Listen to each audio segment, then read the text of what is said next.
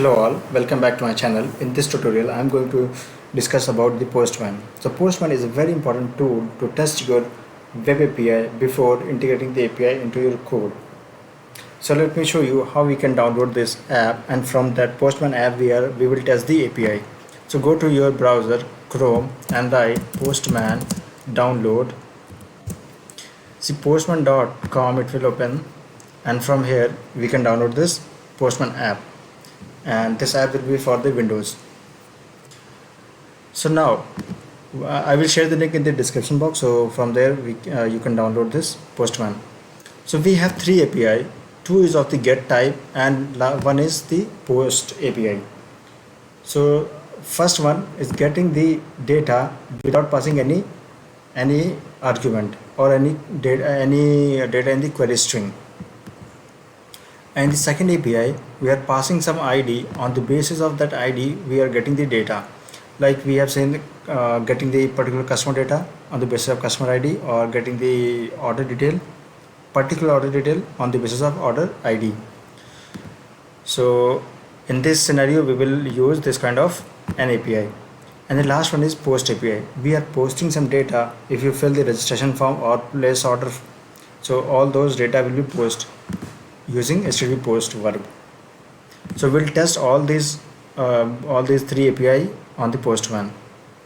So before proceeding further, if you have not subscribed this channel, please subscribe and press the bell icon in order to receive the latest notification of my videos, and also share the link with others. Now let me open the Postman. So see here, there are lots of things that we can do on the Postman. We can set up the URL environment wise, right? Or we can mocks, we create the mock server, and then you can see the history whatever we have done till. But here we will simply test the get and post API, because get and post are the two verbs which are used mostly often. So we'll test, and other stuff we can discuss in some other tutorial. So this, click on this plus icon, so it will open some window, and from this drop down list you select your HTTP verb. Like from here, my HTTP verb is get type, so I will choose the get, and I will copy my URL. So don't worry about the URLs, because you will know at the end what is the URL of your API.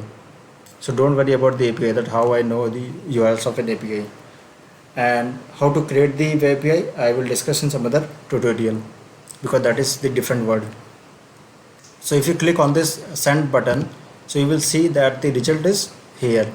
So what is the result is written? Get data. Now let's test the other kind of get type. Click this and click on the plus icon, paste, but here the URL will be changed. So what is the URL? Is the order details, and if you press slash and then mention the ID, because we are passing the data into query string like 34, or if you type any data, so if you it will return the ID, because the return type is get data with ID, whatever the ID is passed, right? So, and there is nothing, there is no more parameter that we are required to send in this API. And if any other kind of data that need to be passed from here, so we'll pass using and then write the parameter name, whatever the name is there in the API, and pass the value, right? Because here we have only one, but if there are more than one, just pass the data using and %. Just remove it. Now we are going to see the last one, which is the post type. So click here on the plus icon and copy this URL, and we know that the post URL is this. Just paste it here. Now change the verb post type. Now whatever the data is posted, that is posted inside the body. So choose the body section. See, there are different other tabs are there that need to be select. In some post API there is no post data is there, so we'll choose the none. But here we are accepting the post record into the model, which is the registration type. So if you open the registration, class, it has some properties like first name, last name, address, landmark.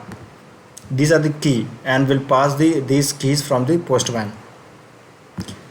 So we'll choose this XWW form URL encoded because this is the model.